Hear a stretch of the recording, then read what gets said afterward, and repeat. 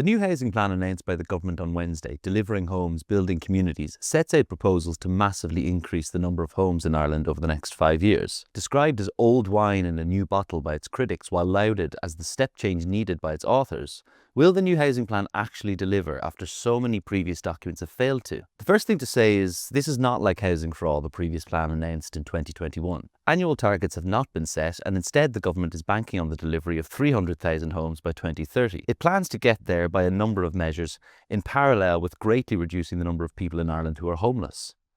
Firstly, billions of funding from the National Development Plan will go towards increasing the number of social homes to 12,000 a year, while the Land Development Agency will be tasked with going out and building on private land, and existing equity schemes like the First Home Scheme will remain in place. Secondly, what the government has described as policy certainty for the private sector is now in place, with tax measures and planning changes giving certainty in a bid to boost development. At least that is the hope. The risk in all of this for the government, though, is how long that delivery will take.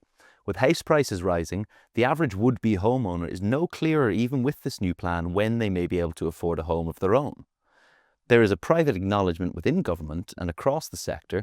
It will be 2027 at the earliest before the housing numbers begin to tick back upwards again towards where we need them to go. That gives the coalition parties Fianna Fáil and Fine Gael just a short window of 2, maybe 3 years at the most to convince people they've finally turned the tide on the biggest crisis facing the country. You can follow this story and more on the Irish Independent.